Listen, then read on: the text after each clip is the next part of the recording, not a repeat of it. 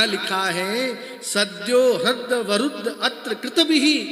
जो व्यक्ति भगवान की कथा सुनने का भी विचार कर लेता है, भगवान हृदय है उसके हृदय में फंस जाते हैं, अवरुद्ध हो जाते हैं। देखो, अवरुद्ध होना और बैठना ये अलग अलग चीज है।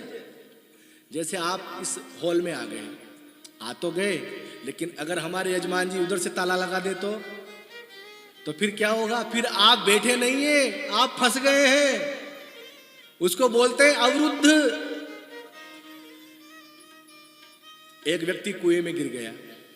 अब जब कुएं में गिर गया तो किसी ने आवाज सुनी, कोई कुएं में गिर गया, तो बचाने के लिए दूसरे व्यक्ति ने सीढ़ी डाली और सीढ़ी डाल करके वो अंदर गया। अब दो व्यक्तियों ने दृश्य देखा। दोनों व्यक्ति गांव में जाकर के कहने लगे, अरे कुएं में एक आदमी गिर गया है।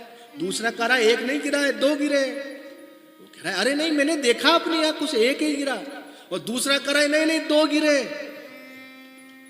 अब वास्तव में उसका अर्थ क्या है? बोले कुएं में तो एक ही गिरा है। अब जो कुएं में गिरा है वो अवरुद्ध हो गया है, जो सीढ़ी से गया है वो अवरुद्ध नहीं हुआ है।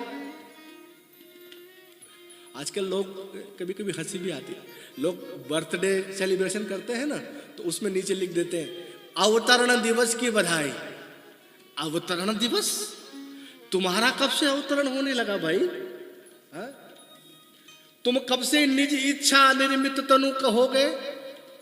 ये अधिकार हमारे ठाकुर का है। वो ये तय करते हैं कि मेरे माता पिता कौन होंगे। तुम तय कर सकते हो? अगर तय करते तो गरीब के घर में जन्म कौन लेता? बताओ।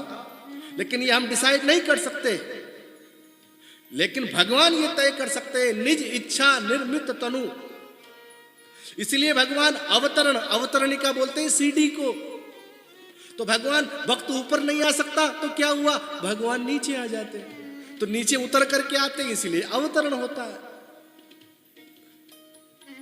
तो महाराज भागवत में लिखा, जो मन में ये संकल्प कर ले कि मैं कथा सुनूंगा, इतने में ही भगवान हृदय में आकर के अवरुद्ध हो जाते हैं। ऐसे हमारे भगवान।